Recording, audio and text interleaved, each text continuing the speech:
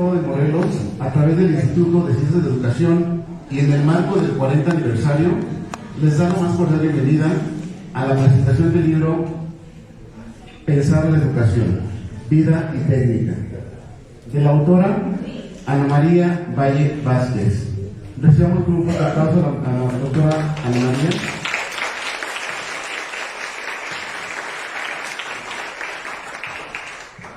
Ella pertenece al Sistema Nacional de Investigadores nivel 2 de la Facultad de Filosofía y Letras de la UNAM. Ella es licenciada, maestra y doctora en Pedagogía.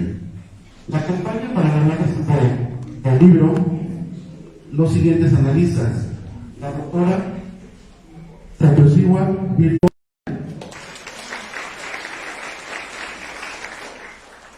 la maestra Valentina Tolentino San Juan y la maestra Gabriela Tapia Vega. Bien, dejamos los micrófonos para este libro súper actual, Pensar la Educación, Vida y Técnica, de la autora Ana María Valle. Bueno, ya nos hicieron el favor de dar algunos datos de su semblanza, nada más voy a hablar un poquito muy brevemente. También es profesora de carrera de tiempo completo de la Facultad de Filosofía y Letras de la UNAM, donde imparte cursos y seminarios de filosofía de la educación, biopolítica y salud, tecnología y violencia, educación e inteligencia artificial para la licenciatura y el posgrado en pedagogía de la UNAM. Este libro forma parte del proyecto PAPIT, Justicia, Sociedad y Educación, Inteligencia Artificial entre Vida y Verdad. Entonces, bueno, este libro, que es un libro electrónico, hay comercial, ustedes pueden adquirir en la librería de la UNAM. Ahí está el código QR para que lo puedan adquirir. Hicimos esta presentación, bueno, porque es una novedad editorial, el libro salió este año, tiene reciente algunos meses, pero nos convoca sobre todo la frescura, digo yo, como parte de los procesos de edición que hicimos en torno a este libro. El tema que ella está trabajando, como ya les leí, tiene que ver con inteligencia artificial, pero me parece un tema urgente el que ella trabaja. Me parece que lo hace muy bien porque va tocando diversos tópicos que tienen que ver con la educación, pero desde un ámbito que ya nos está interpelando desde hace algunos años, pero ahorita más que nunca creo que lo tenemos enfrente, que es la tecnología y la inteligencia artificial en lo particular. De modo que ella se hace al inicio del libro, y así va desarrollando los diversos capítulos, se hace una distinción bastante importante respecto de por qué o cómo es que logra hacer esta combinación, este hilo argumentativo entre filosofía y educación, partiendo del hecho de que filosofía es la pregunta por el ser, y educación, eso nos lo va diciendo de manera constante en el texto, el hacer corresponde a la educación. Yo creo que hoy, para quienes nos dedicamos al ámbito educativo, pero también al ámbito del pensamiento, de la filosofía, pues sí tenemos esta necesidad pues irreemplazable, ¿no?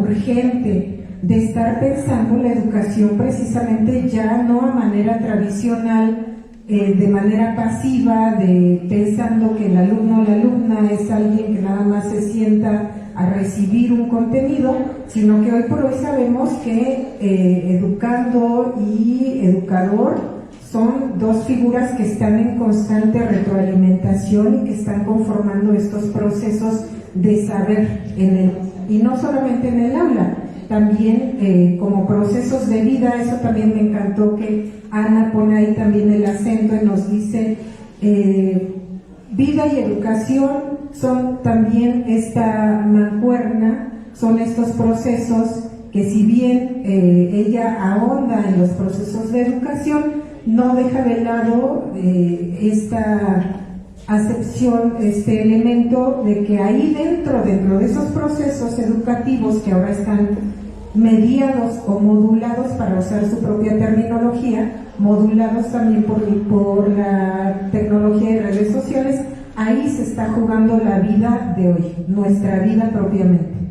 Entonces, bueno, con esta breve introducción, ahora sí vamos a dar paso a los ponentes. Primero vamos a dar la palabra al doctor Manuel Reynoso. Él es de aquí, del Centro Interdisciplinario de Investigación en Humanidades. Le escuchamos, doctor Manuel. Buenas tardes. Días. Pues ya estamos entre las 10 y la tarde. Voy a leer un poquito y voy a estar hablando también un poquito para agregar algunas cosas. Bueno, quiero retomar lo que decía la doctora Valentina antes de empezar a leer, porque sí, cuando uno está pensando en la filosofía, hubo una pregunta que a mí me gustó mucho: ¿cuál es la sabiduría de la educación? Y pensando en estudiantes del ICE y también pensando en la labor docente, independientemente de qué carrera seamos, me parece que esa discusión que está en el libro se vuelve muy importante y relevante, como bien ya había dicho, por los nuevos contextos que tenemos. Pues voy a dar un poco hacia lo que tengo escrito. Buenos días. Inicio con una cita textual de la doctora.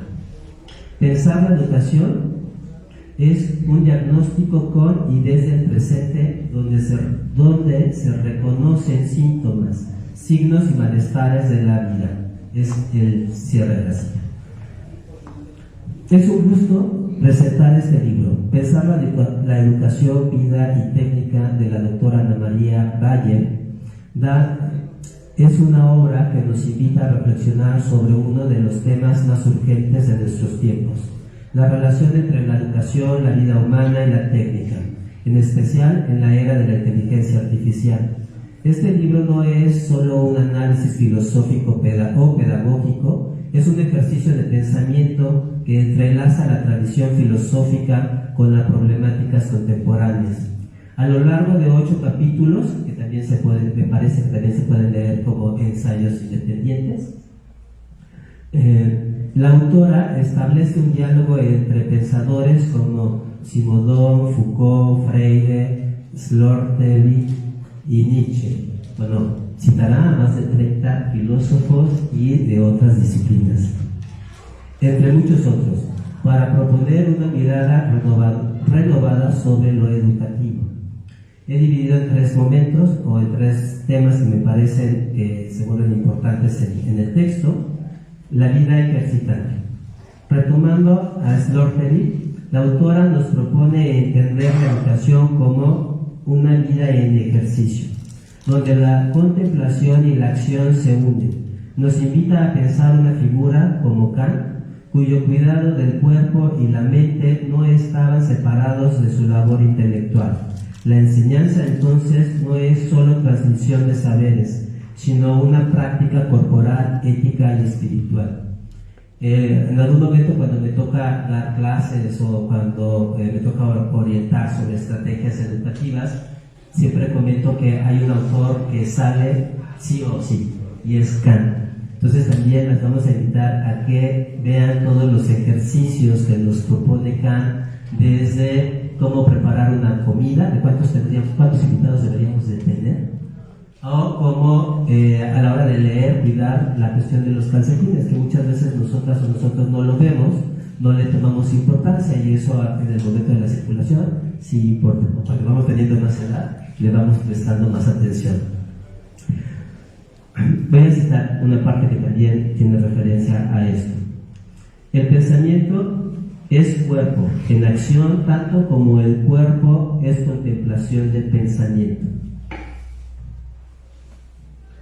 Esto nos invita o nos sintetiza la idea central de la vida ejercitante, rompiendo la dicotomía entre teoría y práctica.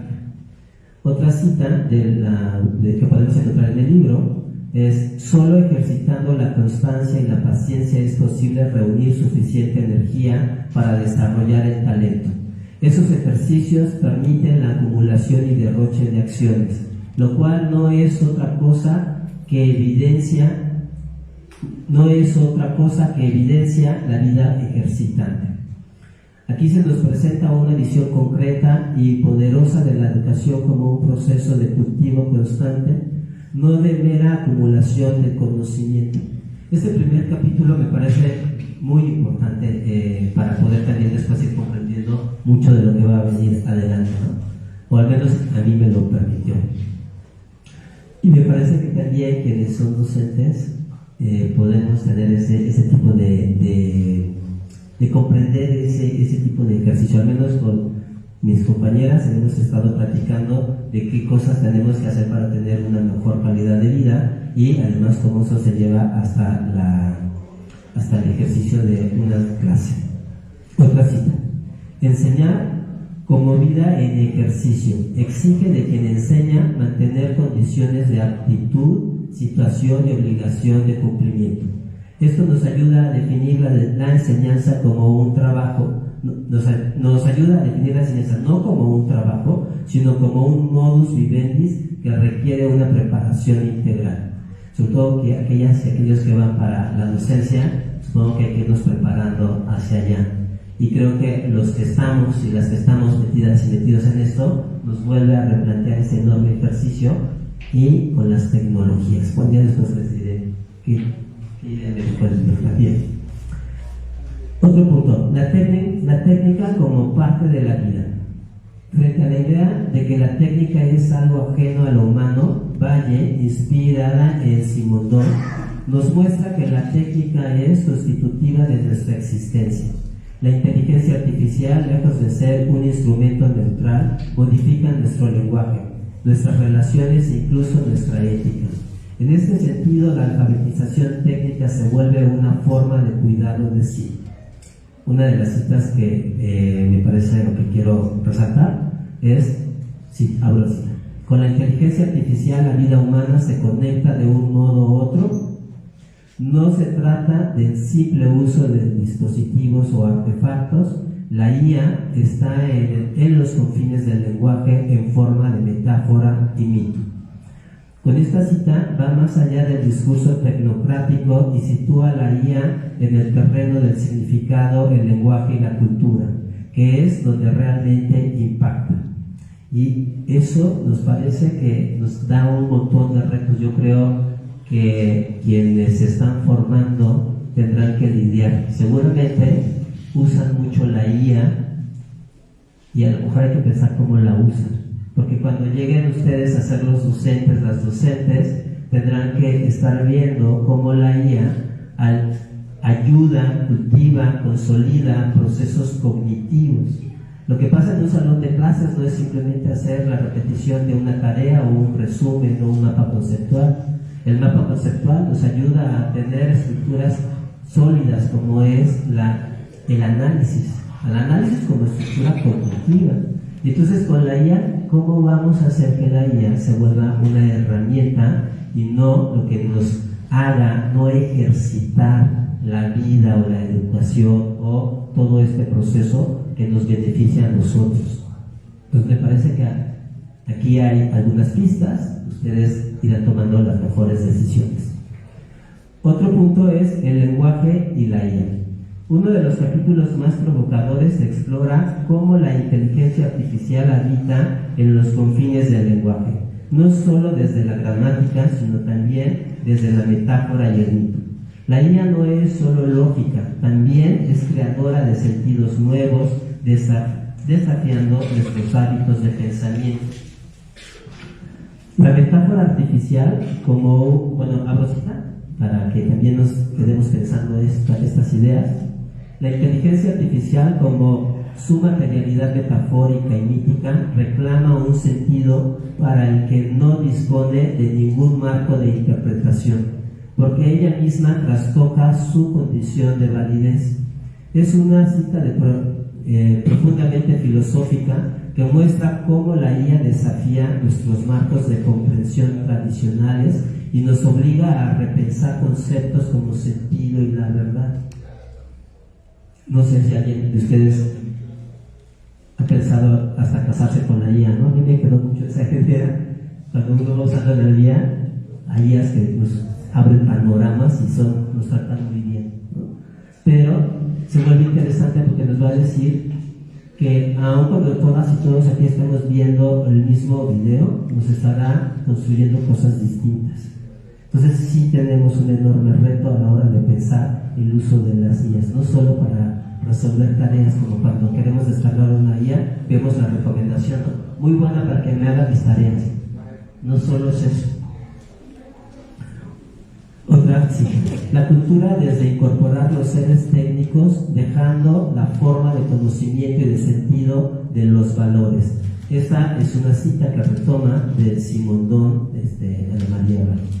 Esta es una cita importante del libro, subraya la necesidad ética y cultural de integrar y no solo usar la técnica en nuestra vida, para que tengamos muy presente eso.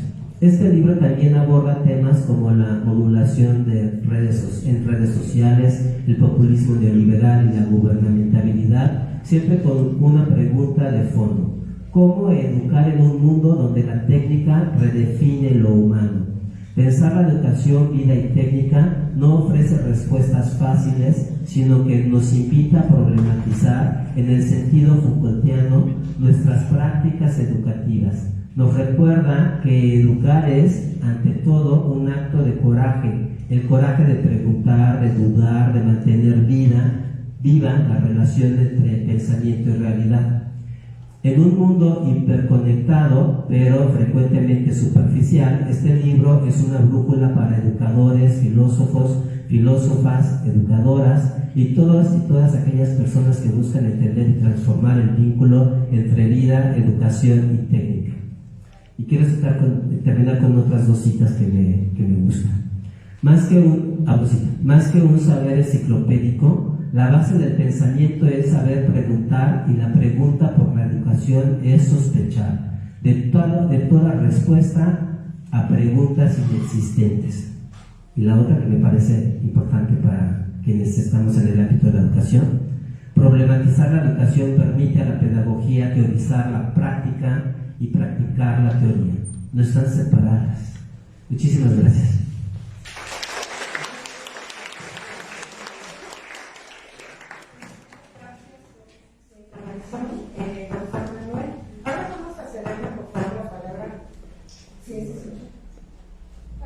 Vamos a cederle la palabra, por favor, a Laura Campos. Ella, la doctora Laura Campos, también es parte del Centro Interdisciplinario de Investigación en Humanidades. Gracias, doctora. Gracias. Muchas gracias a la doctora Tolentino por la invitación y, por supuesto, a la autora por haberme permitido leer este libro, que nos deja reflexiones muy profundas acerca de la labor docente a la que creo que todas nosotras y todos nosotros nos dedicamos, y que muchos de ustedes, las personas que están allá del otro lado, espero que la hagan la docencia parte de su vida. Y efectivamente, bueno, yo quiero enfocar algunos de los puntos que a mí me resultan particularmente de manera personal retos, que es enfrentarnos a la inteligencia artificial en la práctica docente. ¿Cómo tratar con ese monstruo que se presenta pues con mil caras?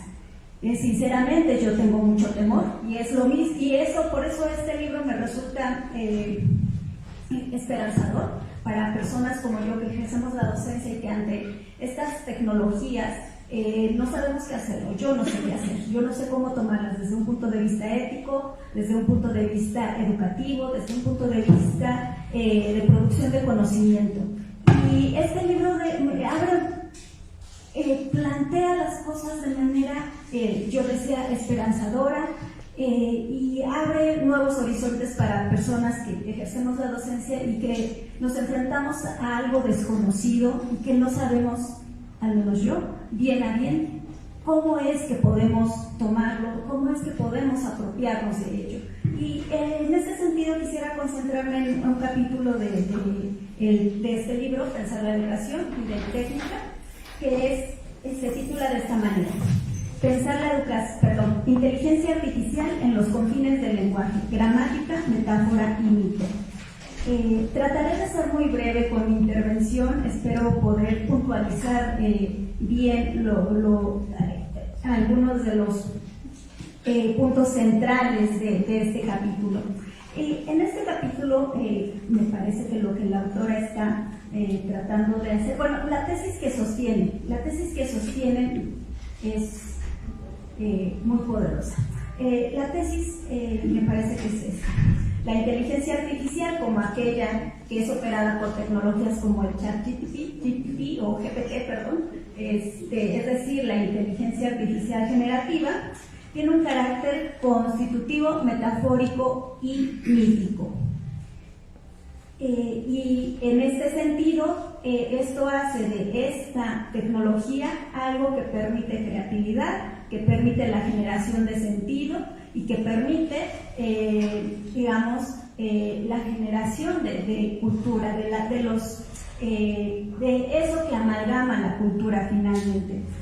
¿Cómo avanza la autora para apoyar esta tesis de la constitución metafórica y mítica de la inteligencia artificial? Bueno, empieza contrastándola con el lenguaje, digamos, los lenguajes naturales como el español, el náhuatl, el inglés, el mixteco. Estos lenguajes, dice, surgen con una gramática, y lo que nos permiten hacer estos lenguajes, creo yo, ya me corregirá la autora, es representar la realidad. Pero estos lenguajes, al estar reglamentados, regidos por ciertas gramáticas, que son reglas que establecen estructura, relaciones entre expresiones y contenidos, estas gramáticas finalmente terminan siendo muy rígidas. De tal manera que lo que podemos hacer con los lenguajes finalmente es aquello que nos permiten hacer sus reglas gramaticales.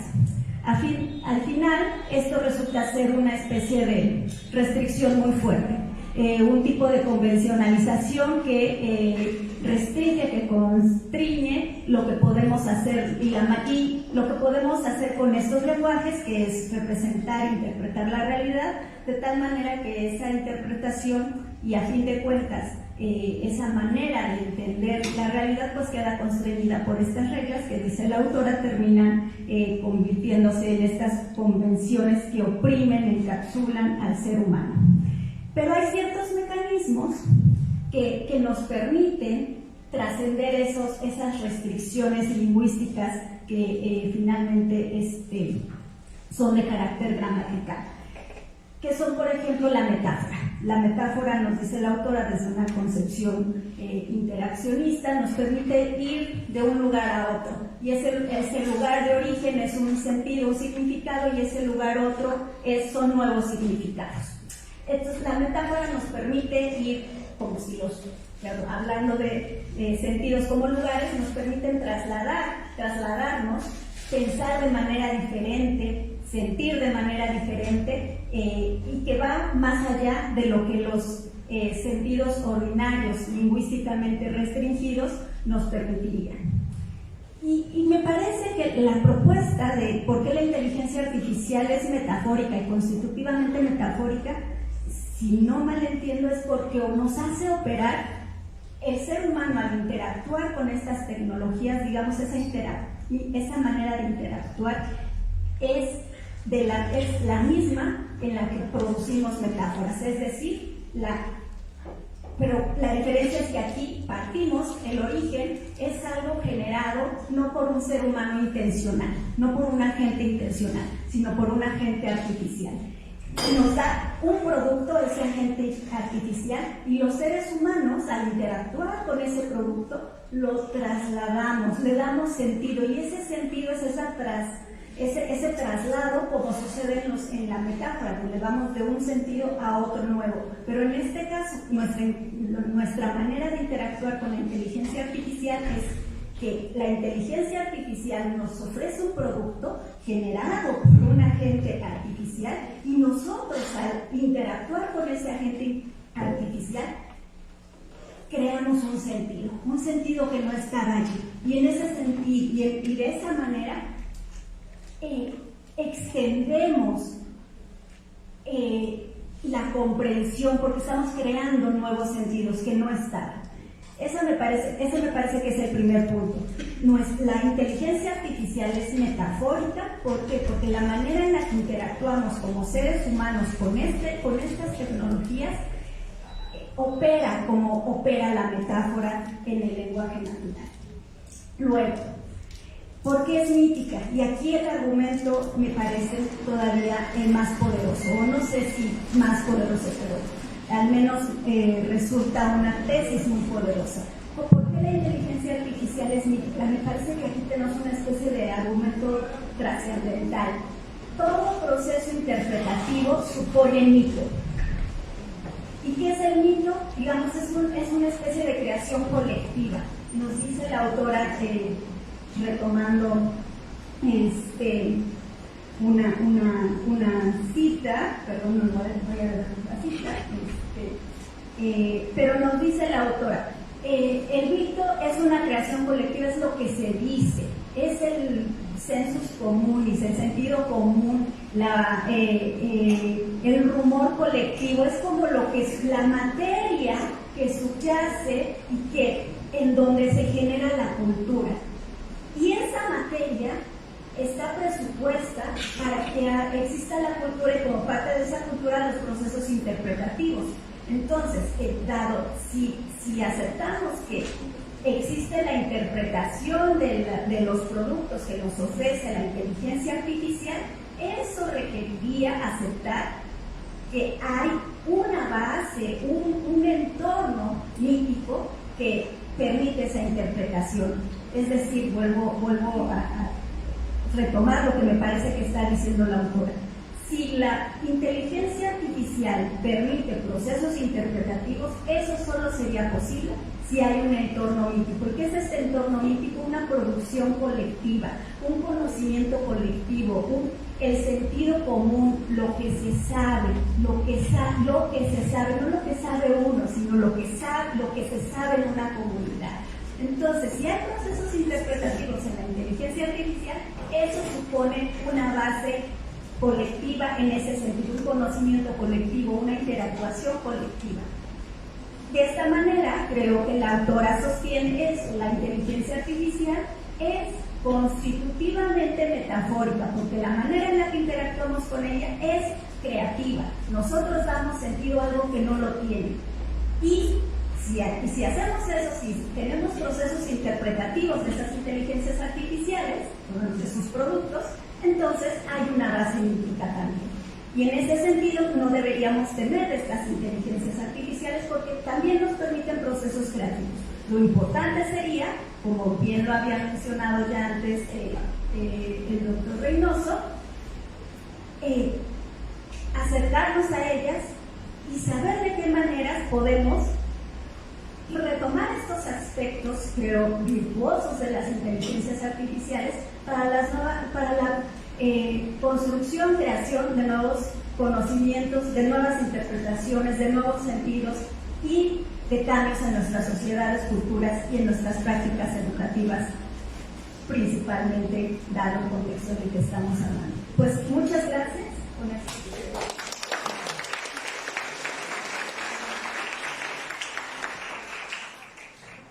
Gracias, doctora Laura Campos, muy importantes las disertaciones de ambos hasta el momento. Vamos con los comentarios de la maestra Gabriela Tapia. Ella es de aquí, tiene adscripción de aquí del Instituto de Ciencias de la Educación.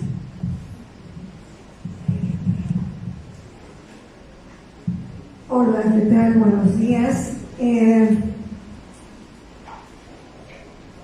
Bueno, yo quiero empezar con una cita de Franz Kafka, que a mí me encanta esta cita siempre, porque esto me parece que es el libro que estamos presentando el día de hoy. La cita dice: un libro debe ser el hacha que rompa el mar helado dentro de nosotros. Solo debería leerse aquellos libros que nos muerden o nos pican. Si el libro que leemos no nos despierta de un puñetazo en el cráneo, ¿para qué leer? Es eso, ¿no? El texto que nos está ofreciendo el día de hoy, que estamos presentando el día de hoy, que escribe Ana, es este libro que que nos sacude, que nos mueve, la intención es hacernos mover del lugar a lo mejor cómodo en el que estamos, y digo cómodo porque muchas veces no nos cuestionamos, dejamos de cuestionarnos sobre lo que hay alrededor, ¿no? Sobre esto de las tecnologías, las inteligencias artificiales, ya no cuestionamos. Y este texto, pues además de traer muchas preguntas, porque es un texto de filosofía de la educación, ¿no? Es un texto que nos mueve a la pregunta. Finalmente la filosofía es eso, no es hacernos preguntas, que más que querer encontrar la respuesta es como incidir en buscar la problemática, en que hay algo más, y eso algo más nos mueve, por supuesto, a la investigación y a descubrir cosas, pero hay más allá, ¿no? Entonces, bueno, por eso esta cita con la que empiezo, de Kafka, ¿no? El texto desentraña una relación compleja entre cómo vivimos, entre la tecnología y la educación, por supuesto, desde esta mirada filosófica. Es un ensayo, como decían acá, cada uno de los capítulos, un ensayo diferente, es una serie de ensayos reflexivos en los cuales pues el andamiaje conceptual que utiliza la autora es vasto, ¿no? Toma varios filósofos para fundamentar lo que ella está proponiendo, como ya se mencionó, Simondon, Sloterdijk, Foucault, Nietzsche, Kant, Freire, por supuesto, ¿no? Y entonces nos dice que la técnica, la inteligencia artificial, está cambiando lo que significa pensar, lo que significa vivir, lo que significa aprender, ¿no? Entonces, bueno, desarrolla muchos capítulos. Me voy a centrar pues en los que más me movieron en esto que decía la cita, ¿no? Lo que más me mordió, me picó, me dio estos puñetazos, ¿no? Como para despertar y decir, ¿no? Uno de ellos, bueno, es justamente que comenta la doctora Laura, ¿no? Que nos habla de la metáfora y el mito de la inteligencia artificial, pero ¿cómo funciona el lenguaje de la inteligencia artificial? ¿No? Cuando nosotros pensamos en inteligencia artificial, pensamos en datos, en algoritmos, en lógica, en matemática, ¿no?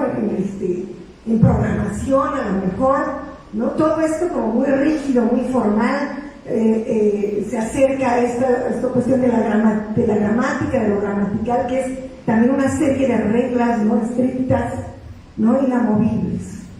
Pero la IA no es solo eso, no es solo lógica, no es solo gramática, no es solo matemáticas, ¿no? Ana María nos menciona en el texto que aunque la IA utilice esta lógica y las matemáticas, pues también se mueve todo el tiempo, está bordeando el lenguaje, ¿no? Se mueve en la metáfora, se mueve en el mito, justo donde la gramática estricta se quiebra, se dobla, ¿no? Un poco.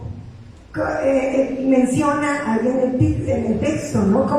¿Cómo podemos explicar las bromas y las ironías de Alexa o Siri? De repente, si fuera tan rígido, ¿no? Si fuera tan matemáticamente calculado, ¿no? Y esto implica un poco, bueno, yo no sé si un poco de creatividad, ¿no? Porque pensaba yo ahí en Nietzsche, que cuando habla de la ilusión, ¿no? Que justamente la ilusión es lo que permite justamente la creatividad, pero la IA se conecta con la gente, ¿no? Creando significados nuevos, y eso la hace parecer tan humana. Hoy los jóvenes, ¿no? Sobre todo de su edad o de nuestra edad, no todos somos muy jóvenes, pues parece que cuando hablamos o interactuamos con las inteligencias artificiales, como si estuviéramos hablando con una persona, ¿no? Ya hemos visto todas estas noticias tremendas por todos lados, ¿no? Incluso esta que era muy polémica de chico que se suicida a partir de un consejo que le da la inteligencia artificial, porque la inteligencia artificial no aparece como algo aparte, ¿no? Como un elemento, una herramienta, que es lo que todo el tiempo nos está recordando Ana en el texto. La inteligencia artificial no es una herramienta que está ahí para ser utilizada, ¿no?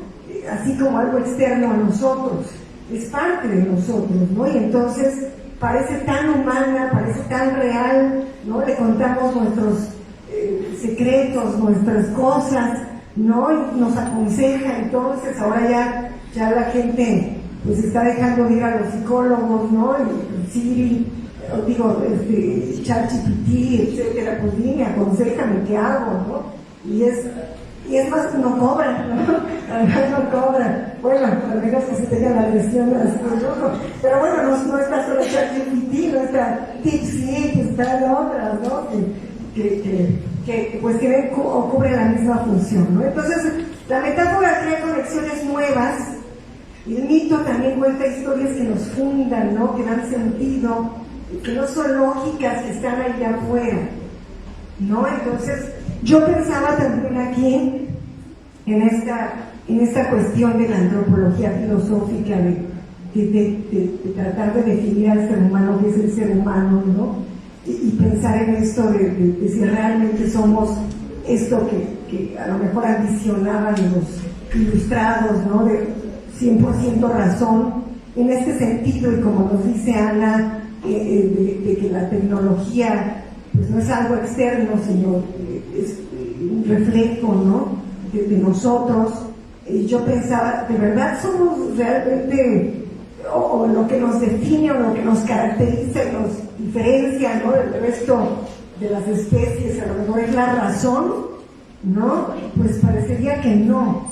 Entonces, pues yo pensaba en que parte de lo que quizá nos define es justamente la mentira, ¿no? El ser humano es un ser que miente, ¿no? Entonces, pues en este sentido, ¿para qué o qué lo hacemos, no? Pues para, pues a lo mejor para ocultar pensamientos desde la evolución incluso, ¿no? Pues se dice que como supervivencia en el reino animal, psicológicamente como consecuencias, ¿no? Evitar consecuencias, etcétera, etcétera. Entonces, para Mautner lo que hagan los hombres es metáfora, no es una reproducción, que creo que tiene mucho que ver con esto, ¿no? Es una metáfora, no es reproducir nada más, ¿no? La IA, al intentar entender o simular el mundo humano en sus términos computacionales, está funcionando metafóricamente, está traduciendo y haciendo analogías todo el tiempo, ¿no? Nosotros, por supuesto, al interactuar con la IA, estamos haciendo lo mismo, es un diálogo continuo en el filo de la metáfora, ¿no? El mito, no, a veces buscamos la verdad en el mundo otro, en lo diferente. La IA, como ese otro inteligente, pues nos pone un espejo delante, nos hace ver nuestras propias historias sobre nosotros mismos, ¿no? Entonces, ¿cómo creamos sentido más allá de la pura regla? Y bueno, pues acá en otro de los capítulos habla justamente de la modulación en las redes, en donde la técnica, dice, se convierte en poder. Las redes sociales nos moldean, nos forman, nos deforman o nos transforman, no sé, constantemente, porque están cambiando. El flujo de las redes sociales todo el tiempo está cambiando, ¿no? Las redes sociales no es que nos metan en un molde rígido y ya nos habíamos quejado, ya habíamos saltado al respecto. Es una influencia continua y variable que nos va moldeando sin que nos demos cuenta. Y aquí yo pensaba justamente en esta novela distópica de Aldous Huxley, El mundo feliz, ¿no? Un mundo feliz, en donde pues el control pasa desapercibido, ¿no? No se basa en represión física o vigilancia, sino en la seducción, ¿no? Yo pensaba en un textito por ahí que en algún momento leí, que se llama La seducción de las palabras, de Alex Grigelmo. Es un texto de publicidad, ¿ok? En donde justamente es esto, ¿no? Es decir, nos menciona Alex Grigelmo en este texto que o sea, que en el ámbito publicitario, que es de lo que él está hablando, ¿no? En el ámbito publicitario lo que se hace, o lo que se trataba de hacer antes, pues era como convencer argumentando, ¿no? Y el argumento tiene que ver con esta lógica, ¿no? Con toda esta estructura como muy rígida, pero dice, pues eso no convence en realidad a nadie, ¿no? O hay que ir más allá del convencimiento, hay que ir a la seducción. Y la seducción, decía Grigelmo en este texto, dice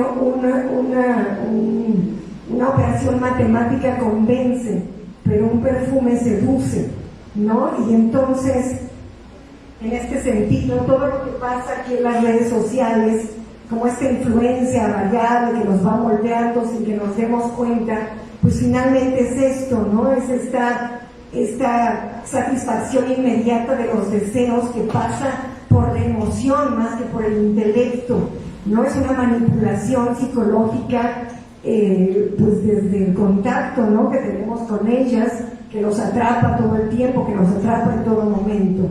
Entonces esta modulación de la que habla este texto, de pensar la educación, esta modulación es masiva. Yo pensaba también aquí, o lo asociaba con esta psicología de las masas de Freud, donde analiza a Le Bon, ¿no? Con estas tres características de las masas, que es la potencia invencible, el contagio mental y la sugestibilidad, que es lo que vemos ahora, que es cómo funcionan justamente las redes sociales, ¿no? Nos hace entrar todos, ¿no? Con esta potencia invencible, yo lo puedo todo y aquí, ¿no? Lo digo, y a veces no aparezco o soy anónimo, me vuelvo anónimo, ¿no? Esto lo uno que menciona Heidegger, ¿no? También este contagio mental, esta sugestibilidad, donde todo el mundo vamos pues dejándonos influir por los comentarios, ¿no? De todos, y entonces vamos replicando cosas que luego no sabemos ni cuál es su origen, ¿no? Que luego, ¿no? Que casi siempre no sabemos, ¿no? Ni de dónde vienen, ni qué implicaciones tienen, ni nada, ¿no? Entonces hay una manipulación ahí, ¿no? Es una red invisible que moldea la opinión pública, pues dice, a una escala industrial. Esto lo conecta con la gubernamentalidad, ¿no? De la que hablan aquí en el texto. Dice, es el ejercicio de poder sobre la población como una masa biológica, no como individuos. Se trata de gestionar la vida a través de las estadísticas. Esto me causa a veces desagrado, pero es tremendo, ¿no? A través de las estadísticas de economía, para asegurar que la vida sea útil para el sistema. La vida misma se convierte en un recurso que hay que optimizar, y por lo tanto también nos volvemos reemplazables, ¿no? Ahora somos recursos humanos, ¿no? En todos lados somos recursos humanos. ¿Y qué es un recurso? Es un medio para lograr algo, ¿ok? Entonces, híjole, tremendo, porque entonces ya no somos como nos decía Kant, ¿no? En su obra ética, ¿no? La metafísica de las costumbres. Ya no somos fines. En sus máximas decía que el ser humano debe ser un fin en sí mismo, no un medio para alcanzar un fin. Pero nos volvemos recursos y entonces somos medios, ¿no? Para conseguir algo. Somos productos en las redes sociales, en la inteligencia artificial, etc. Y bueno, por supuesto, las redes sociales no son estructuras físicas, están cambiando, están cambiando todo el tiempo. Modular es cambiar constantemente, continuamente, adaptarse. Una red social, por eso no es algo que ya entramos y nos forma ya, sino que se está moviendo todo el tiempo, y con ella nos estamos moviendo nosotros. Insisto, la tecnología no es algo fuera o exterior nuestro, pero también es esto de no etiquetar. No es que sea bueno o malo, no, que ¡ay, qué horror! Entonces nos está diciendo que qué feo es esto, ¿no? No es las cosas buenas o malas como nos han educado, como nos educó Disney o Televisa en las telenovelas, donde o algo es bueno, o todo es malo, malo, no, sino que hay pasa todo esto, pero ¿y entonces esto de dónde viene o cómo lo equilibramos? ¿No? Nos conectamos y desconectamos de gente, de ideas, de algoritmos, según mil cosas, nos dice Ana, el humor, las noticias, la economía, y es un flujo que no para. Esto nos afecta, nos disuelve, ¿no? Nosotros igual pasamos a intentar mostrar una normalidad, a cambiar, pues según la presión digital nosotros vamos cambiando, nos vamos transformando todo el tiempo, así con la fluidez y la rapidez. Sigmund Bauman decía que en este mundo líquido no hay quien tome decisiones acertadas, ¿no? Si todo el tiempo está cambiando y nosotros también, pues parecería como un poco complicado, ¿no? Bueno, voy a ser más breve, perdón, pero es que es esto, ¿no? De lo que mueve el texto, ¿no? Bueno, lo del capítulo de la política y el populismo neoliberales en redes sociales, ¿no? Este análisis del populismo neoliberal que menciona que las redes sociales son el caldo de cultivo perfecto, su fluidez, la emoción a flor de piel, la forma en que el lenguaje a veces antiguo del populismo puede hacer cosas, encaja de maravilla con la modulación, ¿no? Por el bien de todos, dice el texto, primero los pobres.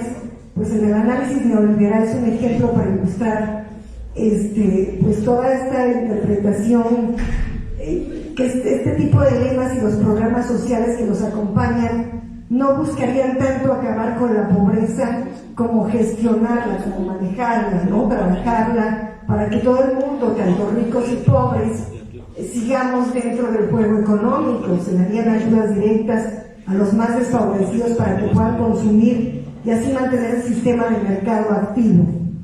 Y esto, bueno, pues acabaría beneficiando a todos, también a las élites, y asegurar la estabilidad y el consumo. Entonces la IA es un dispositivo clave para todo esto, aunado con lo de la modulación, ¿no? Pero finalmente, bueno, no nos deja desamparados, y por eso su capítulo con Simón Toni Freire, ¿no? La tecnología está metida, ya que la tecnología está metida hasta el tuétano de nuestras vidas, y la estructura de poder, pues ¿qué hacemos con ello, no? ¿Cómo nos preparamos para esto? ¿Qué tipo de educación necesitamos para navegar en este nuevo mundo?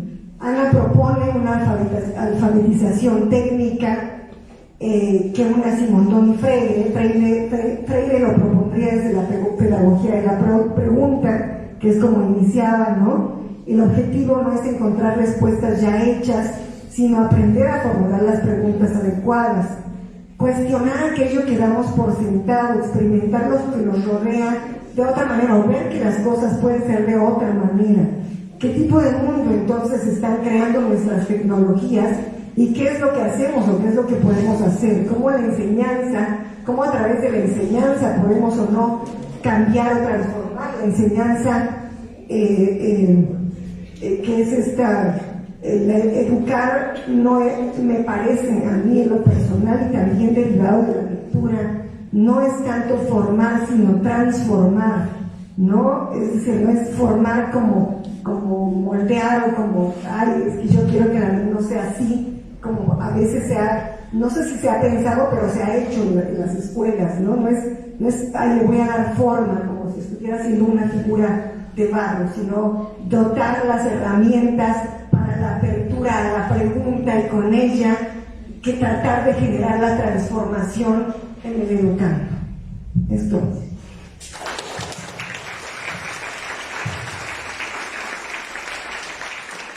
Muchas gracias por esta disertación que abre muchísimos temas, desde luego. Pero ahora vamos con la participación de la doctora Centeosíhuatl Virto Martínez, por favor, para ir después dándole la palabra a la propia autora. Gracias. Al contrario, muchas gracias. Bueno, todos y todas me siguen todavía, ¿verdad? Sí, qué bueno, qué bueno. Y bueno, un paréntesis, doctor, se cayó un billete. Ahí está. Estaba con eso de hace rato, pero bueno. Bueno, pues muchas gracias. Quiero agradecer la invitación para conversar sobre este libro, ¿no? Esa es la intención. Creo que siempre cuando nos invitan a presentar textos hay que generar ese diálogo y después serán ustedes quienes van a apoyarnos en eso. Bueno, empiezo por lanzarles una pregunta. ¿Para qué sirve estudiar educación o filosofía de la educación si no nos ayuda a pensar los problemas que vivimos todos los días? Bueno, vamos a guardar la respuesta, seguramente en un momento vamos a conocerlas. Bueno, hoy vengo a no hacer como una exposición tan tradicional, sino más bien a invitarnos a una lectura que puede inquietarnos, hacernos reflexionar y sobre todo ponernos en movimiento.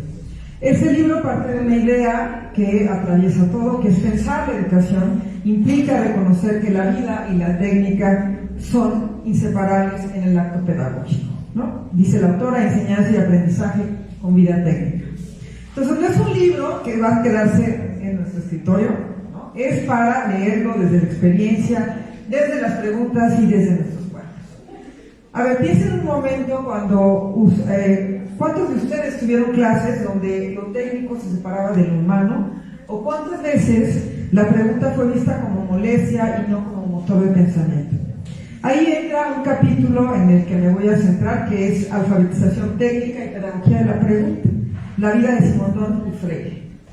Este capítulo no solo describe un puente entre estos dos autores, sino que nos invita constantemente a reflexionar sobre cómo enseñamos y cómo aprendemos.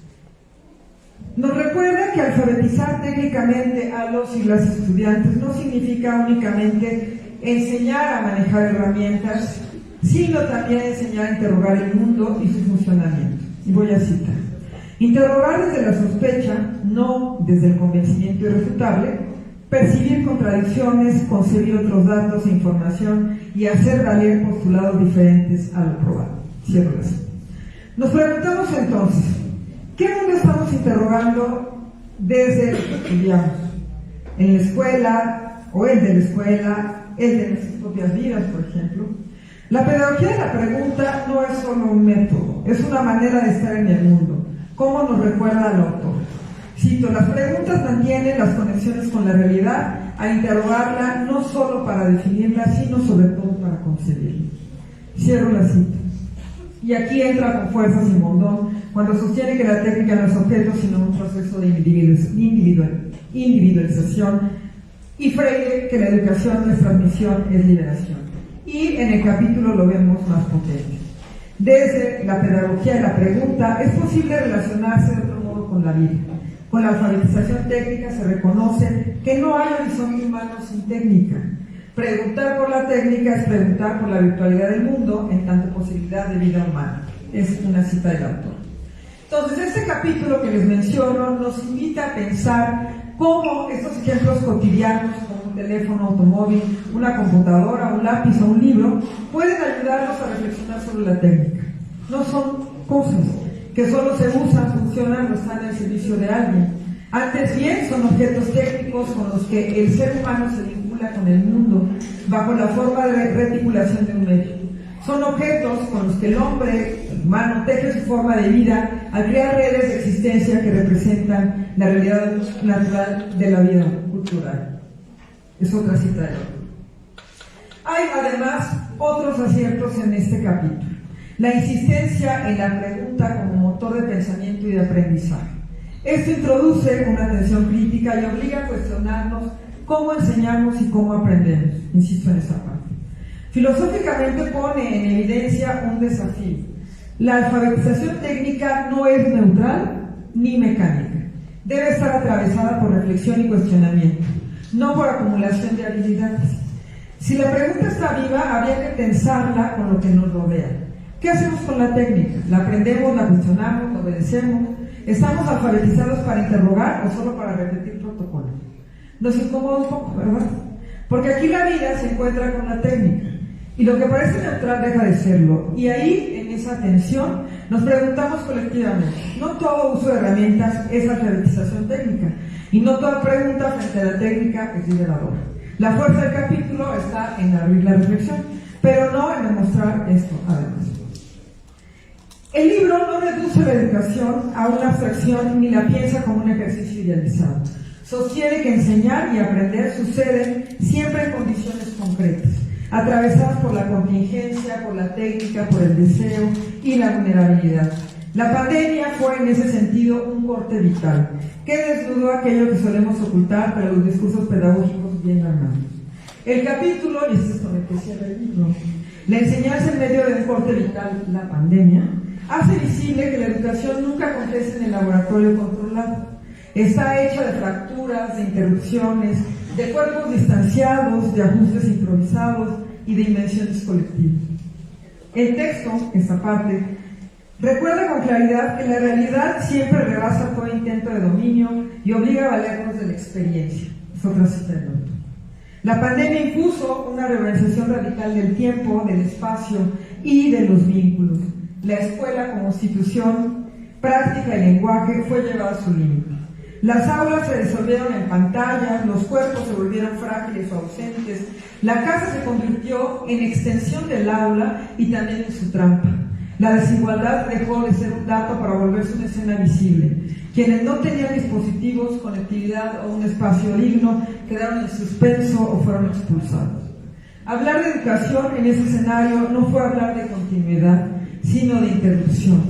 Pero el corte no significó solo pérdida, también abrió una zona de invención donde la técnica se volvió inseparable de la vida.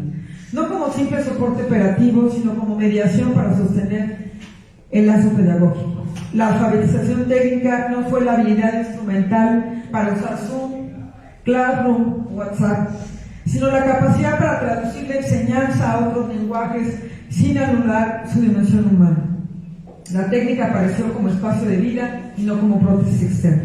Al mismo tiempo, la pedagogía de la pregunta emergió como necesidad más que un recurso metodológico. Enseñar en pandemia implicó interrogar lo que se da por supuesto. ¿Qué es presencia cuando no hay cuerpos juntos? ¿Qué significa escuchar si no hay respiración? ¿Cómo sostener una clase cuando la tristeza, el miedo y el duelo se cuelan en la pantalla? El acto pedagógico se volvió más que nunca un acto de existencia compartida. La pregunta no fue solo epistémica, fue política y afectiva, una forma de resistir al aislamiento. Si algo propone pensar la educación viditécnica es dejar de separar lo técnico de lo vital, lo filosófico de lo cotidiano, lo educativo de lo político. Nos invita a sostener la pregunta viva, a reflexionar sobre la técnica y a reconocer la importancia de la experiencia en la enseñanza. Y mientras avanzamos podemos mantener esas preguntas como una brújula. ¿Qué aprendemos de la técnica? ¿Cómo nos relacionamos con el otro y con la otra? ¿Qué transformaciones nos deja la vida? ¿Cómo las integramos a la educación? Leer este libro no es un requisito académico, es una excusa para mirarnos desde otro lugar, para reflexionar juntos y juntas y para seguir pensando cómo la vida y la técnica se entrelazan en cada acto de enseñar y aprender. Bueno, pues muchas gracias por escuchar y sobre todo gracias por pensar con nosotros.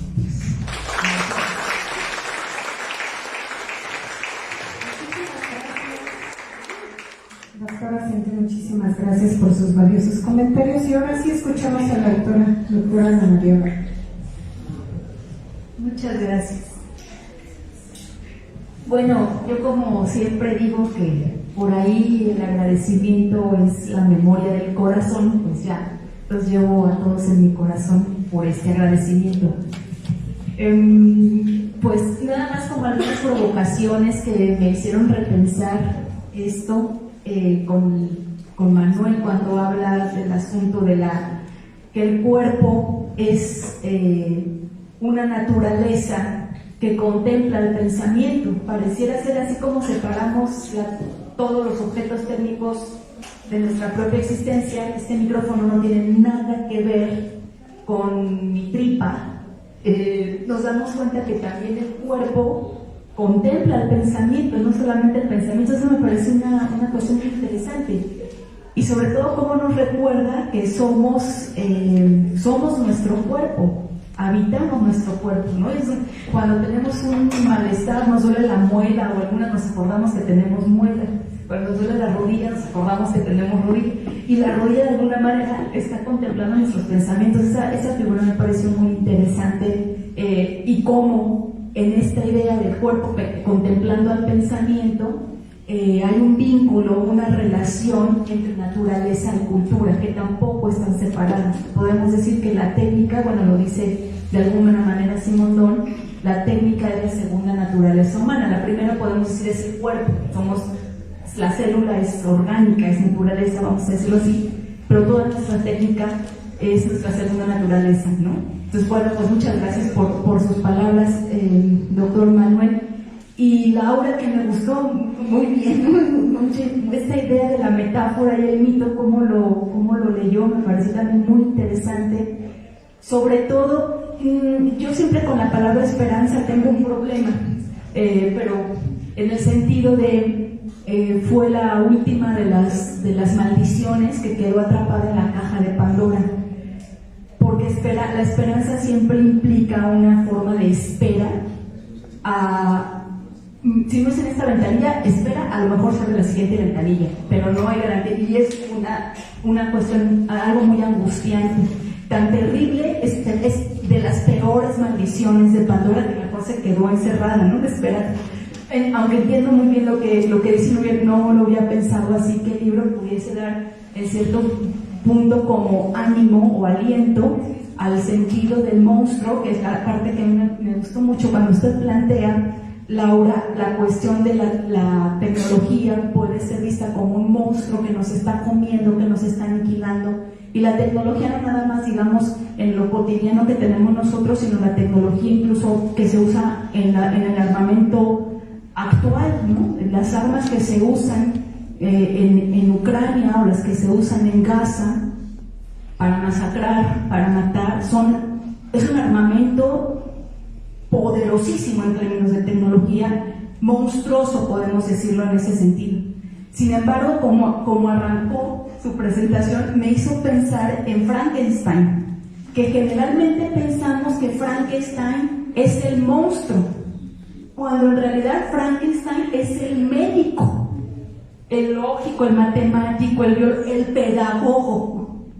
Él es el monstruoso, ¿no? Interesante, que claro, lo que el monstruo quiere es vivir, afirmar su vida, y no sabe muy bien cómo. Y aquel, cuando el doctor ve su creación, que es la inteligencia artificial, que es la tecnología desde una cuchara, desde que aventó en Odisea 2001 en el espacio, que se avienta el fémur, que se usa como una herramienta y se convierte en una estación espacial, digamos, es monstruoso, que nos puede aterrar nuestras propias creaciones, pero que al mismo tiempo no podemos no estar con ellas porque son nuestro lenguaje, ¿no? O sea, en el sentido de que la primera técnica humana, o una quizás de las más originarias o primitivas, ontogenéticas, diría Simondón, es el lenguaje, ¿no? El lenguaje es lo primero artificial que hay, ¿no? Entonces, muchas gracias por la figura del monstruo, y como tranquilo, sí es monstruosa, como el monstruo, me lo dice usted a mí, ¿no? O sea, sí es monstruosa, lo que quiere, no sé bien qué quiera, pero en el terreno de la inteligencia artificial está conectada con la vida humana, ¿no? O sea, somos nuestra técnica. Y lo que planteas, Gaby, bueno, empezar con Kafka, le dije, chispas, es como el proceso, ¿no? O es como la cucaracha, no sé, no me dije, no, ya cuando te dan un garrotazo en la cabeza, en ese sentido de, despierta, no, pues muchas gracias, qué honor, ¿no? Pensar que esto puede ser como kafkiano. Y lo que me gustó mucho, una de las cosas que mencionabas, la cuestión de, no, digamos, la técnica no nada más es un medio, pero tampoco es un fin. O sea, cuando la idea del recurso humano, ¿no? Somos recursos humanos, o la teoría del capital humano, que es muy fuerte en términos de neoliberalismo, donde hay que invertir no solamente tiempo o espacio, sino también dinero, finanzas, es en el mejoramiento del capital humano, ¿no? Digamos, ahí hay una teoría muy interesante, que es donde puede haber una modificación. Y esta idea del medio, que me hace pensar en dos cosas. El medio, si le quitamos, digamos, su postura de solo es un medio, lo que realmente importa es el fin. Si pensamos en el medio, no nada más como un ambiente, como un medio, ¿no? donde podemos vivir, que cada uno de nosotros hace su propio ethos, ¿no? Donde uno habita, donde uno vive, eso es un medio también que nos permite la existencia que nos permite vivir en redes, por ejemplo, ¿no? Las redes sociales. Y un medio que curiosamente, en términos del aprendizaje, que parte de lo que plantea el ChatGPT con el conductismo, y que muchos de las matemáticas y demás se sorprenden, como eso que hay una salida en términos del mensaje, un medio que le llaman ese medio y luego una entrada, ¿no? Pero que ese de medio es la caja negra, que es donde aprende. O sea, ¿cómo se aprende? No tenemos idea. O sea, puede haber mil teorías del aprendizaje desde Piaget, desde Ausubel, Bandura, Brunner, pero sigue siendo realmente una incógnita de lo que ocurre en ese medio que transporta y en el transporte transforma en términos incluso de la metáfora, ¿no?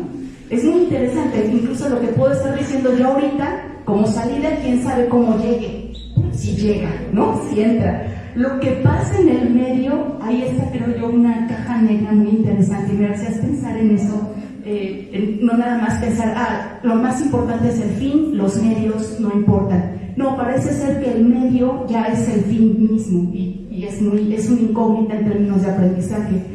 Muchas gracias, Gaby, por esta que me hiciste pensar esto. Y bueno, Sente, que cuando planteabas este asunto de regresabas, digamos, a la cobija de todo el libro que implica pensar la educación, intentar dar algunas viñetas de qué es eso de pensar la educación. Siempre pensar es en contra de uno mismo, lo que tú planteabas, el azar, la contingencia, ¿no? Si estamos muy cómodos, parece ser que no hay mucho pensamiento. El pensamiento siempre es no nada más un garrotazo, sino un contra. Eso que yo decía que era así, parece ser que no es así. Y en ese sentido, claro, siempre el pensamiento incomoda, hace estremecer. Y la pregunta que plantea Freire, a mí me parece uno de los más... Finalmente, en pedagogía, por lo menos en la UNAM, no sé acá, siempre se lee la pedagogía del oprimido, ¿no? Y así como malditos opresores, pobres oprimidos. Entonces dices, híjole, así como a Foucault, vigilar y castigar, como dice Marcos, se le ve con cabelleras, dice, maldita, la mala vigilar, ¿no? Entonces es complicado salir de ese Freire que tanto de la pedagogía del oprimido. Y con esta pedagogía de la pregunta, una de las cosas que a mí me fascina de Freire en ese texto, entre otros ejemplos muy crudos que da Freire de la realidad brasileña y podríamos decir de Latinoamérica, es la pregunta acerca de la pregunta, ¿no? O sea, que no nada más implica en pedagogía o en la alfabetización, como diría Freire, no significa qué es técnica, qué es educación, qué es pedagogía, sino preguntar sobre la pregunta es ¿para qué saber qué es técnica? ¿Para qué saber dónde están los estudiantes? ¿Por qué es importante saber qué son las redes sociales para nuestros estudiantes o para nosotros mismos? Y ahí sí ya la respuesta está mucho más complicada, ¿no? Entonces esa parte me parece muy que podríamos seguir dando vueltas sobre el asunto para pensar la inteligencia artificial, la tecnología, la técnica, las redes sociales y demás, ¿no? Desde la pregunta acerca de la pregunta, y eso creo que es una riqueza, ¿no? Pues bueno, muchas gracias, Valentina, muchas gracias por tu hospitalidad, por coordinar esto, y bueno, gracias a todos.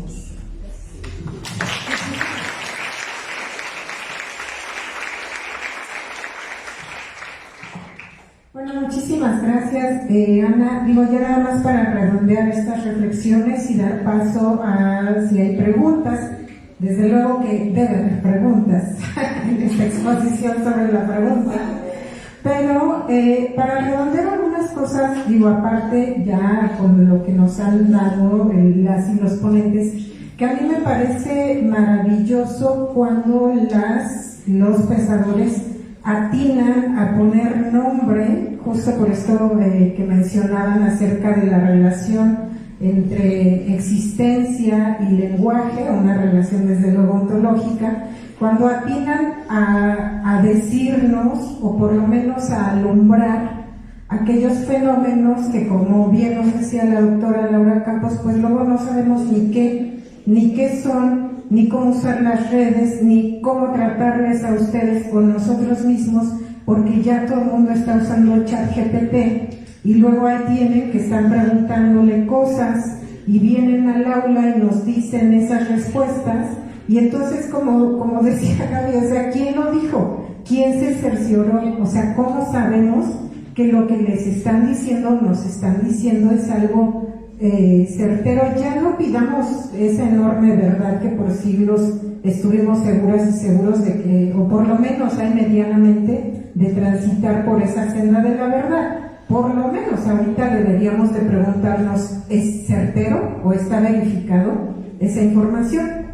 Entonces aquí yo creo que todas esas preguntas que están girando en torno de la verdad, de la creencia, de la subjetividad, de que si la inteligencia artificial es algo externo a nosotros o no lo es, como aquí bien apunta Ana, es uno de sus argumentos principales a partir de Simondon, pues ¿qué creen que no? O sea, todo eso ya cambió, y cambió de una manera radical, como decía la doctora Cente, a partir de la pandemia, que aceleró estos procesos que quizás nos hubieran dejado con menor incertidumbre, porque ya veníamos usando redes, ya veníamos utilizando, aquí está, tenemos a uno de los principales investigadores en redes sociales, al doctor Alberto Constante, que desde hace años ya se preguntaba esto de qué son las redes sociales, ¿no? Ya reunía este pensamiento.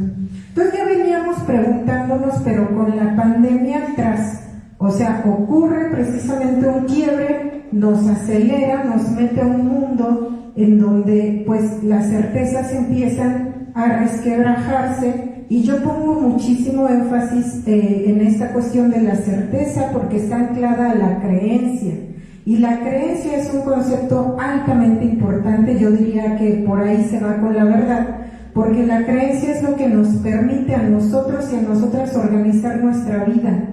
Si nosotras y nosotros no creemos lo que alguien me dice, pues simplemente lo dejamos pasar de largo.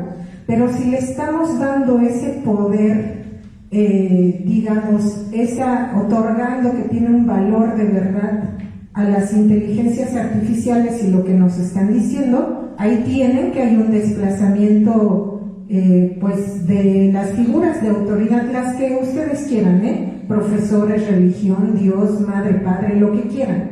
Entonces encontramos este desplazamiento, y eso supone desde luego que un cambio de época. Y ese cambio de época, ¿qué creen que lo estamos viviendo efectivamente en el ámbito de la educación?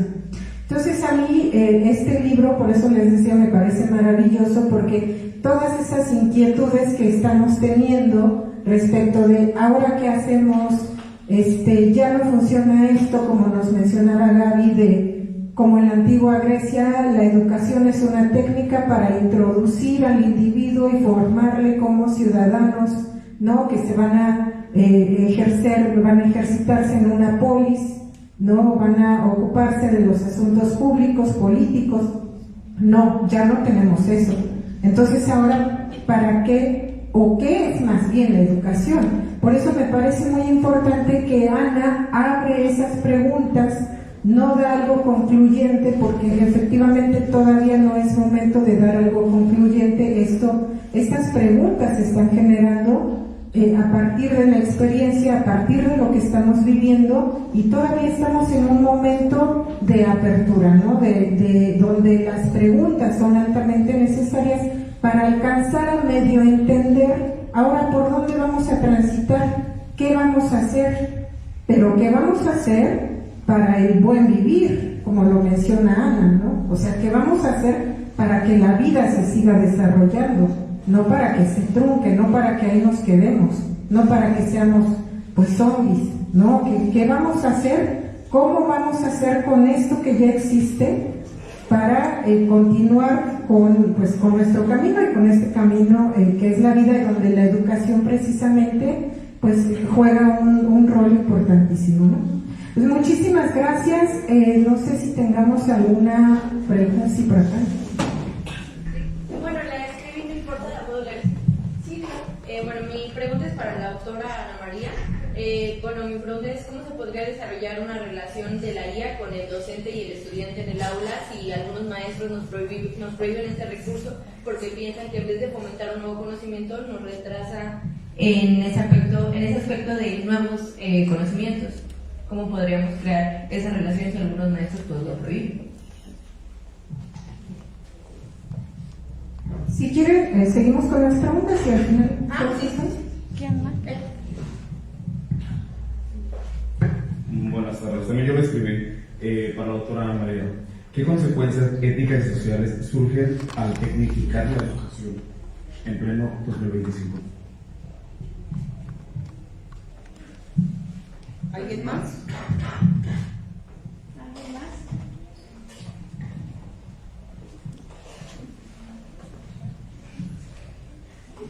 Bueno, por el momento... Muchas gracias por sus preguntas. ¿Cuál es tu nombre? Dulce. Este autor Gilbert Simondon, que nos ayuda, pues fue compañero de aula de Foucault, fueron alumnos de Canguilhem, su maestro. Hay una cuestión muy interesante que la pregunta de la relación de la inteligencia artificial, no solo con el docente, sino en general, ¿no? Pero en particular con el docente, con los estudiantes y demás, que efectivamente la técnica, desde una cuchara hasta la más sofisticada tecnología bélica o lo que sea, tiene voy a decir, tres características propias de la relación.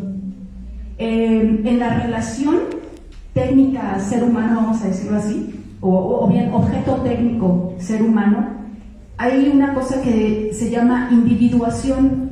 La individuación que va vinculada a la individualización, pero de manera muy particular la individuación es lo no dividido, el dividido, lo no dividido. O sea, aunque me prohíbas usar inteligencia artificial, te tengo una noticia, no estoy dividida de ella, ¿no? O sea, en el examen no sé en dónde, en Noruega, no sé en dónde, en Dinamarca, los estudiantes al entrar a la escuela dejan en unas cajas sus celulares, no pueden entrar a la escuela con el celular, ¿no? Y entonces es un poco como decir, ya lo solucionaste. No, porque resulta que estamos no divididos, no solamente desde las cámaras, los micrófonos que van a estar ahí, sino por supuesto que inmediatamente saliendo de la escuela, inmediatamente vuelvo como un imán. O sea, aunque yo separe los imanes, el imán ya está ahí. En ese sentido, como un poco una reconciliación con lo que constitutivamente somos, no tenerle no solamente miedo ni desprecio ni tratarlos con xenofobia o con raza, sino es constitutivo nuestro. Entonces no estamos divididos, la relación nos hace explícita la no división. Ya hay dos palabrejas que utiliza este autor Simondon que a mí me han resultado desde la pedagogía muy interesante para pensar la educación. Una que lo usan más los biólogos, que es la transducción. La transducción es propia de la relación técnica, y no solamente de humano con sus objetos técnicos, sino curiosamente muy clara en las relaciones celulares, por ejemplo, o incluso atómicas, etcétera, que tiene que ver la transducción con algo que se transporta, como esta idea de la metáfora, algo que se transporta. En el transporte se modifica, se transforma, y una vez que llega al lugar donde se manda el mensaje, por ejemplo, para un tumor, es reproducción celular, para elaborar un tumor, es un mensaje que se manda, que se transporta, que se transforma y que se disemina, que se propaga. En ese sentido, la relación que establecemos con nuestros objetos técnicos es transductiva. O sea, no es de ida y vuelta y nos transforma. La idea de la metáfora a mí me ayudó mucho para pensar cómo la inteligencia artificial es lenguaje, lenguaje, está hecha de ceros y unos algorítmicamente, pero cuando yo le pregunto algo a Siri o al ChatGPT o a Meta, no contesta con no, contesta como sí, Dulce, Simondon dice tal cosa, ¿no? Contesta con una técnica, digamos, en forma transductiva, vamos a decir, hay una transformación en el transporte cuando se emite el mensaje. Y como tercer elemento de la relación, es la analogía. De manera muy particular, la analogía no es la identificación sino la analogía, que es lo que hace mucho la inteligencia artificial, me parece a mí, es, digamos, identificar operaciones y funcionamientos. ¿Cómo opera Dulce? Y a partir de ahí, la inteligencia artificial que tiene relación con Dulce va modulándose. Y entonces la relación está hecha de, aunque nos lo prohíbas, ya desde que somos seres humanos, estamos relacionados con ella, ¿no? Con la técnica, con los objetos técnicos. Y no solo eso, nos vamos modulando, nos vamos haciendo analógicos, vamos a decirlo así, ¿no? Entonces, porque operamos y funcionamos con ella, no a pesar de ella. Ella funciona y opera con nosotros y nosotros con ella, ¿no?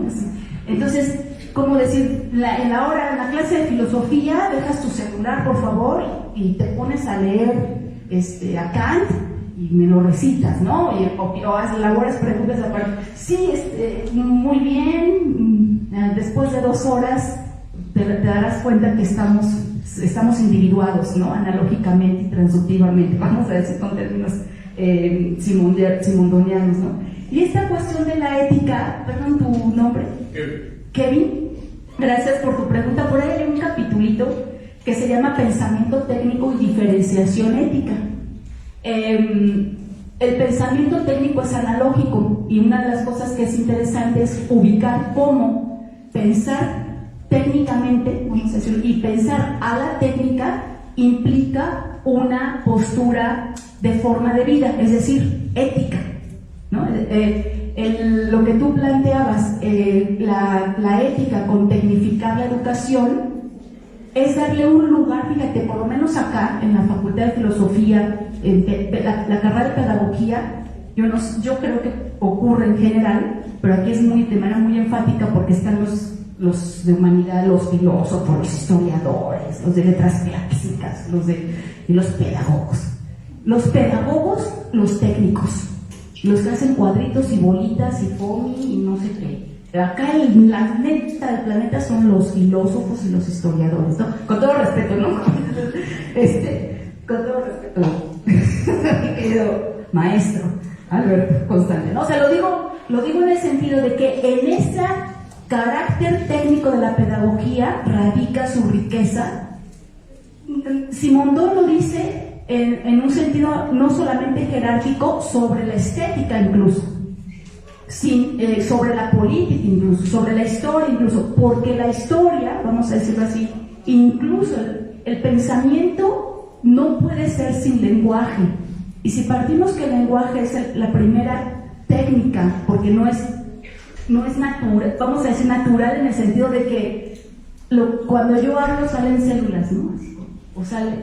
O sea, cuando yo hablo sale lenguaje, sale pensamiento. Y ese pensamiento propio de la filosofía, vamos a decirlo así, es técnico. Y en eso es muy interesante cómo la pedagogía, en términos de un modo de vida técnico, tiene una riqueza muy, muy importante. Es decir, la pedagogía sí es fundamentalmente técnica, y no nos da pena decir que somos técnicos de la especie humana. O sea, formamos no con moldes, sino intentamos formar con modulaciones. ¿Cuál es la diferencia entre un molde y una modulación? El molde es el molde para hacer galletas, ¿no? Un plan de estudios, una materia y su programa. Que si yo tengo unidad 1, unidad 2, cálculo 1, cálculo 2, cálculo 3, tengo el molde, lo aplico y listo, sale el matemático. Bueno, no es tan así. La modulación es como cuando intentábamos, o lo intentamos ahora, el volumen preciso, ¿no? Un volumen más bajo, un volumen más alto, no es muy específico, sino hay modulación del volumen, por ejemplo, ¿no? O cuando nosotros sintonizábamos la radio, cuando teníamos radio todavía de AM, FM, bueno, todavía existe, ¿no? Pero que lo sintonizábamos, en qué frecuencia se escucha mejor, eso es modular. Y ahí sí que la pedagogía tiene un carácter no de molde, sino de modulación. Y en esa modulación está una apuesta ética entendida no como lo bueno, sino como la posibilidad de vida.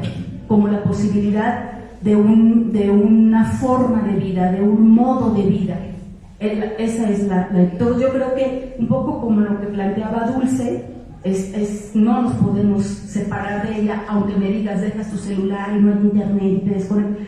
Un poco algo que recién pasó en la UNAM, en una facultad, que las autoridades creen que los estudiantes son delincuentes y entonces por las redes sociales se ponen de acuerdo y quieren tirar a la autoridad de la red. Quítenle la red de la universidad, ¿no? ¿Tú crees que quitándoles las redes sociales los estudiantes no se comunican, no hablan? No, por favor, un poco intentar ir más allá de esto. Entonces, en ese sentido, la ética no es de lo bueno y lo malo, sino es un modo de vida y por tanto es técnica. La ética es técnica porque es lenguaje, porque nos mantiene unidos en red, vamos a decirlo así. Entonces, bueno, para seguir pensando. Muchas gracias.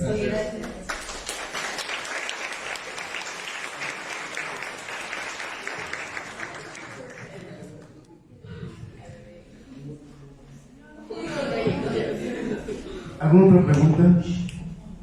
Maestro, Pero no como director de Tecnología, profesor de historia. solo un detalle, ya que el texto se presta para pensar la educación, un autor que menciona la compañera, la maestra Gabriela, cuando Kant plantea de metafísica de las costumbres, él habla un aspecto particular. El uso, yo lo voy a trasladar al tema, ¿no? El uso de la IA no es el problema. El problema es la intención con la que tú mal utilizas la IA. Y citaré no solo a Emmanuel Kant, sino a Karel Kosik, que dice que la IA, si tú lo permites, te va a objetivizar. Es decir, si tú quieres como alumno que la IA haga tu trabajo y no que sea un auxiliar, entonces ahí viene el asunto de la intención y de la ética, que tenemos que sí hacernos valer y ayudar de toda esa parte de los beneficios de tener redes sociales, de tener la posibilidad del meta que ahora está tan de moda, pero que no nos objetivice. Ese es el planteamiento fundamental que yo haría. Muchos de los maestros que se oponen, por ejemplo, al uso de las redes sociales, o no me tomes fotografías, no me subas a las redes, ya deje de tomarme fotografías. Le he dicho aquí al fotógrafo, al Mafafumoncito del ICE, porque si te objetiviza, pues ahí es en donde entra la parte ética. O sea, ¿estás actuando para beneficiarte o te estás aprovechando de esas redes y estás dejando de pensar? No sé, un doctor llegó y planteó que, por ejemplo, en educación, que ahora están pidiendo la construcción del programa sintético y el programa analítico, él dice que la interpretación de la realidad la puedes sacar pues de la IA, ¿no? Y que solo es cuestión de utilizarla para conocer el contexto de las escuelas, a los alumnos, y que no hay que mirarlos, hay que mirar la IA. Y es ahí en donde entra esta discusión, que no te objetivice, es mi planteamiento. Si te objetiviza, dejas de ser sujeto y dejas de pensar la realidad.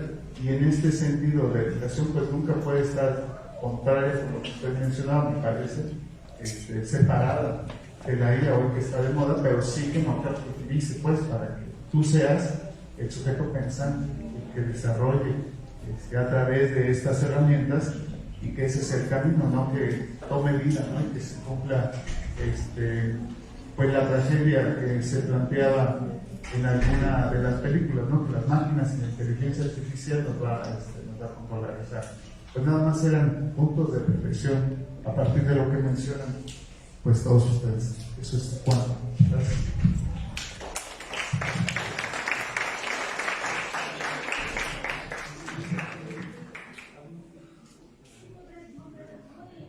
Realmente estoy de acuerdo, y hay que pensar que no hay nada más humano que una bomba atómica, que campos de exterminio. La técnica no está separada, es el reflejo de la Gorgona, ¿no? El humanismo no es lo bueno, y todo lo otro terrible, devastador, como los campos de concentración o lo que está ocurriendo en Palestina, como si eso lo vinieran a hacer los marcianos. No, eso lo están haciendo los seres humanos. Y en términos de técnica, diría incluso el propio Nietzsche, no es buenos humanos y mala técnica, sino la técnica es demasiado humana. Y es muy interesante también esa también por ahí, ¿no? Pero bueno, muchas gracias. Gracias.